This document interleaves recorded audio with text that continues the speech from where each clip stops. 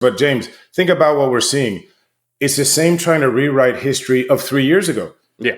We have the same type of people saying that now it was Ukraine that was the aggressor against Russia. Yeah. It's the same type of thing about putting so much crap out there and like you said, trying to muddy the waters enough for people emotionally and historically so that they might just give up and say, oh, okay, I don't know who's good or who's not, and just let them do what they want.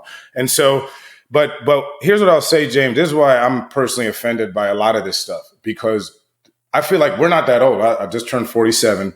I'm born in 1978. I grew up in the Washington, D.C. area. I can vividly remember right now, my grandma used to be in a retirement home in Tacoma Park, right outside of D.C., called Tacoma Towers. That's how much I accurately remember it. And she would play bridge every day with her friends. And I would come home from elementary school and my mom would be at work. So I go to my grandma's apartment thing and hang out with her. And two of her friends every day that had played bridge had tattoos on their arm from concentration camps that they survived.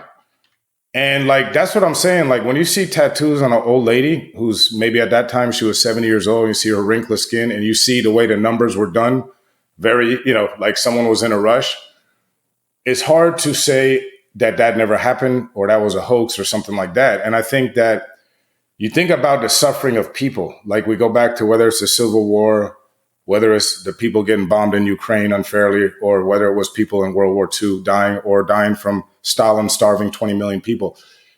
That's to me why it's just sad. I won't even say it's offensive. I'll say it's sad, like you say, that this many people now think it's okay to revisit this part of history with fondness for those people. It's just I just don't understand it. It's a conscious effort, though, and that's like I wanted to ask you. I don't understand it, and it's a conscious effort to reject the facts. That's really the bigger thing. But that's, remember, with all these kind of conflicts, whether it be, like hot wars or even just skirmishes and so forth, there's the battle that actually happens with the bullets and stuff. But then there's also the battle of information, and whose story is going to be remembered and put forth. And so just because the war ended and the battle for information was decisively won at one point, that doesn't mean that the war is not going to restart again necessarily. But the battle over the information and the perception can restart and has restarted. And, this is like you said, when Russia went into Ukraine, they started the battle for information right away as well. Like we're going to start shooting bullets and we're going to start